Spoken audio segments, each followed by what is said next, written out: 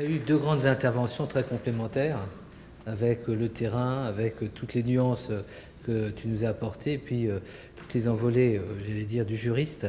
On se sent très bien dans ce discours, parce que c'est une synthèse un peu de l'idée qu'on souhaite d'un espace éthique dans la cité, et un espace éthique au service de la cité, au service des professionnels, et aussi finalement dans le cadre de l'ARS. Je trouve qu'on a notre fonction.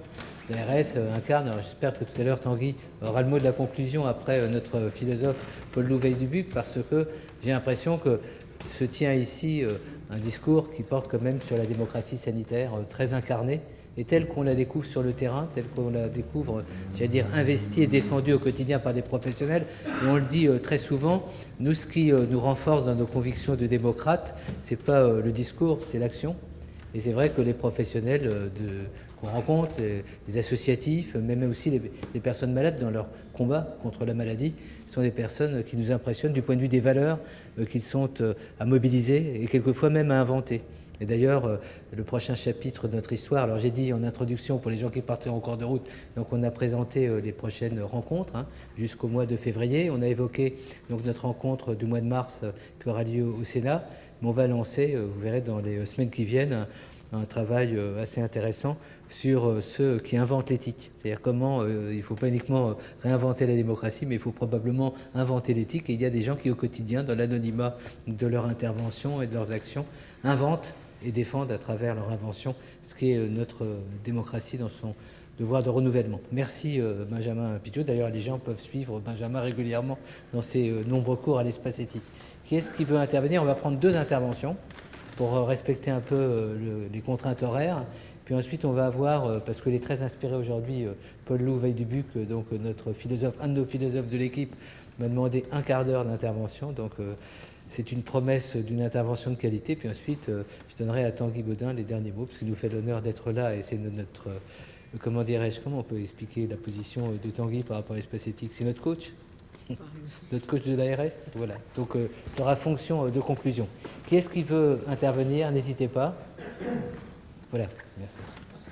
Alors, je ne sais pas si je vais bien parler. C'est juste pour vous remercier, Emmanuel Hirsch et l'espace éthique, parce qu'en entendant ce dernier intervenant, je trouvais que c'était quelque chose de dynamique et qui, justement, nous incitait au combat, à représenter ces valeurs, à lutter, à les incarner peut-être à chaque instant. Je travaille dans le milieu hospitalier depuis 41 ans. Et justement, cette semaine, je recevais une jeune fille de 16 ans, dont le père est d'origine française, dont la famille était chinoise. En France depuis 16 ans, elle représentait son père malade, elle ignorait le diagnostic, elle était accompagnée de son parrain civil, je ne sais pas comment on dit. Et elle s'interrogeait sur la mutuelle, sur les droits de son père, sur le maintien des revenus pendant la maladie. Et, excusez-moi, je tremble un peu. Et je lui ai dit justement, il y a les indemnités journalières, éventuellement les conventions collectives, je suis assistante sociale, et je lui ai parlé de cette notion de fraternité, qu'on cotisait tous ensemble pour qu'en cas de coup dur, on puisse s'épauler. Donc, sa vie.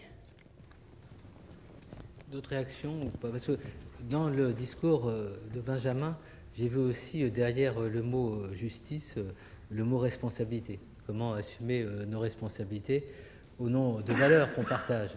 Et être juste, c'est être responsable. C'est pas être uniquement avec la balance pour supposer si on est, j'allais dire, juste d'un point de vue théorique ou équitable, mais c'est d'abord, et j'ai entendu déjà dès la première intervention, la deuxième avec Geneviève, la notion d'engagement, la notion d'implication, la notion aussi de la responsabilité, à la fois, on l'a vu d'un point de vue philosophique, la capacité de répondre d'une certaine manière, mais d'être conséquent.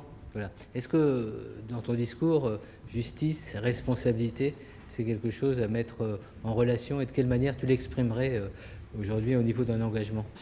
Il s'agit d'être responsable dans le sens répondre de ses actes, tout à fait, vis-à-vis de la mission qui vous est confiée par le service public, la République et tout ce que vous voulez, il s'agit aussi de répondre à l'appel. C'est aussi ça, répondre à l'appel de la personne malade, de la vulnérabilité, et là aussi des valeurs qui sont confiées et dont vous êtes les dépositaires. Donc cette notion de responsabilité est double. C'est vraiment répondre de et répondre à. C'est comme ça que je l'entends pour ma part. Alors, la deuxième partie, alors dans l'étymologie d'ailleurs de la responsabilité, c'est être comptable. Enfin, je veux dire, on trouve la notion d'être comptable de ses actes, rendre des comptes. Mais il y a un point qu'on voit souvent dans nos discussions avec des professionnels, c'est comment être juste également vis-à-vis de son institution. C'est-à-dire qu'il y a quelquefois des conflits, j'allais dire pas des conflits uniquement de valeurs, mais des conflits extrêmement concrets. C'est-à-dire l'institution aujourd'hui est marquée aussi par des contraintes, par des finalités. Elle a une légitimité qui peut être aussi contestée, mais enfin elle a une légitimité. Comment être juste alors que quelquefois on est écartelé entre un sentiment de responsabilité infinie vis-à-vis d'une personne, et puis une institution qui doit réguler en disant mais vous n'êtes pas que le médecin d'une personne, vous êtes aussi au service d'autres personnes. Bref, comment être juste vis-à-vis de cette institution qui aujourd'hui donne quelquefois le sentiment d'être en crise par rapport à ses valeurs.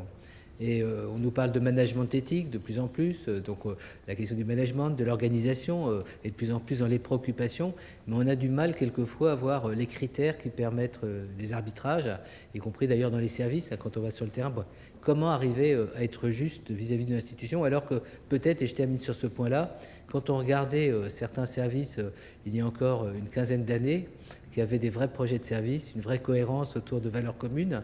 On a l'impression que les gens n'avaient pas à se poser la question au quotidien ou à l'instant présent, est-ce que je suis juste ou pas ? Ils étaient dans une dynamique, ils s'inscrivaient dans un projet, et même s'ils n'étaient pas toujours, j'allais dire, sur la fréquence supérieure de la justice par rapport à telle situation, ils étaient dans une dynamique où ils avaient le sentiment, et je termine sur ce point, finalement de bien faire. Alors qu'aujourd'hui, la plupart des gens ont le sentiment, non pas de mal faire, mais de ne pas aller au bout de ce pourquoi ils ont l'intention de travailler. Elle est là, tu as tout à fait raison, elle est là, la fatigue qui était évoquée sur cette interrogation permanente relative à la légitimité de nos valeurs. Effectivement, maintenant, il y a plusieurs façons de répondre à la question que tu poses. La première façon de répondre, c'est-à-dire que c'est vous qui faites de l'éthique qui allez nous amener cette réponse dans ce conflit de valeurs. Le juridique n'a pas toujours besoin de trancher les conflits de valeurs d'un point de vue individuel. Il le fait effectivement d'un point de vue collectif, à l'aide des textes et du reste. Pour répondre il y a une autre façon de répondre qui consisterait à contester la légitimité de l'institution elle-même. Quelle est la pertinence de l'institution, sinon sa mise au service de l'individu. Donc dans ces cas-là, ça n'est pas s'il y a un conflit de valeurs entre l'individu et l'institution, il faut interroger non pas la valeur qui consiste à faire privilégier l'individu, mais la valeur qui consiste à se poser la question de savoir pourquoi l'institution est là et si son organisation reste pérenne. C'était tout ce qui avait été évoqué précédemment en se disant, moi quand j'ai commencé, j'étais le chirurgien, j'étais au centre, tout tournait autour de moi un peu comme le roi Soleil pour caricaturer. Aujourd'hui, c'est précisément l'inverse, tout est organisé autour du patient. Voilà une organisation qui est efficace et qui normalement devrait permettre de résoudre ce type de questionnement, normalement. Ou alors à défaut, effectivement, encore une fois, il y a une autre organisation possible et voilà, une amélioration à obtenir. Après, ce que j'essaye très modestement de souligner, c'est exactement cela, c'est-à-dire que tu poses la question en termes de management éthique, en termes de responsabilité, en termes d'arbitrage. Moi, je connais des urgentistes qui me disent que maintenant, il vaut mieux utiliser un médecin à temps plein pour être bed manager, pour répartir effectivement les lits ou les patients dans les lits au sein des hôpitaux. Donc c'est tout un vocabulaire, encore une fois, économique, qui est utilisé ici, qui en soi-même ne pose pas de problème, mais qui là aussi part d'un postulat qui consiste à dire que la valeur, l'une des valeurs qui serait défendue et qui s'imposerait comme une évidence est justement cette contrainte économique et qui mettrait, encore une fois, qui interrogerait précisément l'institution. Le conflit de valeurs est là parce qu'on vous dit toujours que ce sont des contraintes économiques qui posent effectivement, ou plus précisément, je m'exprime mal, excusez-moi, ces conflits de valeurs résultent souvent de contraintes économiques qui s'imposeraient, alors qu'on ne voit pas, encore une fois, que ces valeurs, ces contraintes économiques sont elles-mêmes le reflet de valeurs. Donc décalons notre regard sur ces valeurs, rappelons que les valeurs, effectivement, des soins incluent ces contraintes économiques qui sont nécessaires et indispensables, il faut être un peu pragmatique, mais qui sont aussi celles liées à l'humanisme, à la prise en charge, de la souffrance et du reste. Donc dans notre livre, réédition du livre sur fin de vie, éthique et société, 120 collaborateurs, 40 nouveaux chapitres après la loi du 2 février qu'on sort en septembre prochain. Bernard Viguet a précisément écrit un article très intéressant sur ces situations auxquelles il est confronté et qui éclaire d'une manière un peu différente la loi du 2 février 2016 après les événements autour de M. Vincent Lambert. Voilà. En fait, moi, c'est assez intéressant parce qu'aujourd'hui, c'était le bac de philo. Et il y a quelques années, mon bac de philo, c'était est-ce que le juste et l'injuste ne sont-ils que des conventions? Et du coup, ça résonne un petit peu aujourd'hui. J'ai plus du tout en tête ce que j'avais pu marquer, mais en tout cas, ça me surprend beaucoup de ma part, mais je me dis, on a insisté sur le fait, évidemment, qu'il était certainement nécessaire d'être juste et impartial dans le soin, mais est-ce que l'injustice aussi n'est pas nécessaire dans certaines situations, en tout cas, pour avantager sur le long cours et sur le long terme les personnes pour leur bien? Je pense à la question des critères, en tout cas, on parlait tout à l'heure des recommandations à HAS, des protocoles, et puis des critères d'intervention qui aujourd'hui définissent ou pas si une personne rentre dans un dispositif de soins, dans un dispositif d'aide, si elle a tel ou tel MMS, si elle a tel ou tel symptôme, si elle peut relever ou pas de ce droit.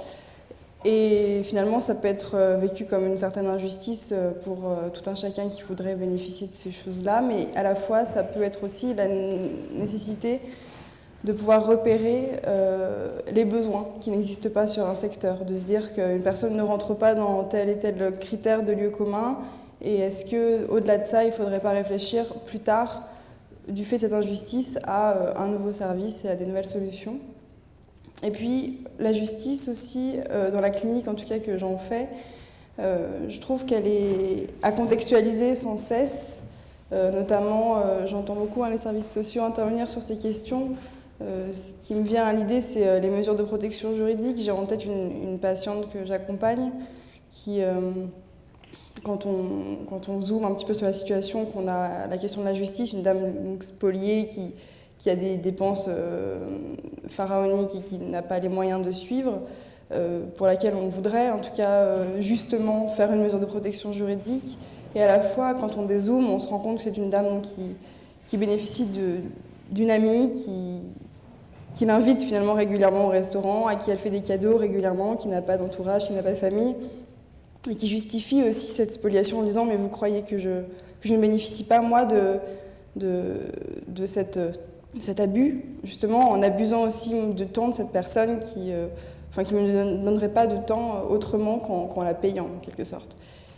Et voilà, donc cette injustice en tout cas que je repère dans la clinique, est-ce qu'elle n'est pas aussi à contextualiser sans cesse et peut-être pour le bénéfice au long cours de tous. Sur la deuxième situation, il y a un dysfonctionnement et une possibilité. Il faut vous poser la question de l'abus de faiblesse, des mesures de protection. Okay. Sur la première question, si je comprends bien la question, il ne s'agit pas d'une question d'injustice, à mon sens. Il s'agit plus d'une question d'inéquivalence. Est-ce qu'on va appliquer deux standards à des personnes qui sont placées dans deux situations différentes? Et on est justement exactement dans la situation de justice. C'est pour ça que je réagis d'une manière assez inconfortable quand on pose la question de juste et impartial. Parce que pour moi, si on est juste dans ce domaine, il faut être partial. Pour deux raisons. La première raison, c'est que de toute façon, on ne peut pas être impartial. On est humain, il serait temps de s'en rendre compte. Je vais vous donner un exemple stupide. Tout à l'heure, j'étais sur Twitter, voilà, en prenant le métro. Il y avait je regardais une présentation d'un petit robot qui joue au badminton. Voilà, donc on voit des échanges. Il joue superbement bien, ça vaut la peine d'être vu. Et le commentaire de la personne qui avait mis ce tweet était un humain se fait battre à plate couture par un robot au badminton. Alors c'était génial parce qu'en fait, ils font 15 ou 20 échanges, ça dure 30 secondes, et à la fin, pouf, le volant est out. Vous voyez, il était complètement partial, c'est-à-dire qu'il essayait de présenter un truc d'une manière objective en disant « Ah, c'est phénoménal les avancées du robot », or il a perdu l'échange en l'occurrence. Donc il ne se faisait pas du tout battre à plate couture. C'est pas possible d'être impartial, on est partial. Là aussi, si vous étudiez le codage ou ce qu'on évoquait, la blockchain, il y a des gens qui vous disent le fait de coder aujourd'hui c'est un acte politique. Même l'algorithme mathématique qui se veut le plus objectif possible, c'est un projet politique qu'il y a derrière. Donc on ne peut pas être impartial. Ce que je veux vous dire, c'est que Il faut être juste et partial, et effectivement, dans cette partialité, exprimer une notion de justice, plus précisément, qui consiste à donner à chacun son dû, c'est-à-dire à appliquer des standards différents à des personnes qui sont placées dans des situations différentes. Évidemment, les deux personnes qui ont la même maladie ne vont pas recevoir le même traitement si leur situation sociale est différente, et c'est dans ce sens-là que précisément qu'on est juste. Et on serait injuste à donner et à délivrer les mêmes soins et la même attention à des personnes qui réclament des attentions différentes.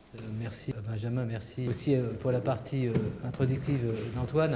Alors j'ai donné la parole, vous allez voir, c'est une partie toujours intéressante, y compris pour les intervenants, puisque on voit comment Paul Louveil-Dubuc, qui fait partie de la famille côté philosophie, puisqu'il fait partie des deux philosophes de l'espace éthique, va apporter sa conclusion. Je précise, et ça a à voir avec notre sujet, qu'il organise chaque année, et Bernard Pissarro a été partenaire cette année de l'organisation de la journée sur économie, santé et justice. Et là, le thème de cette année, c'était les inégalités sont-elles des injustices ? C'est ça. Et donc, vous pourrez regarder, puisque le film de la journée est accessible sur le site, les inégalités, finalement, dans la santé sont-elles des injustices ? Et c'est très bien développé avec une introduction de mémoire de Bernard Pissarro, ici présent. Voilà, je donne donc la parole à Paul Louveil-Dubuc. Ça va être la synthèse. Et ensuite, Tanguy Aubin va nous faire les mots de la conclusion. On a une personnalité de l'ARS. On va lui rendre hommage ainsi.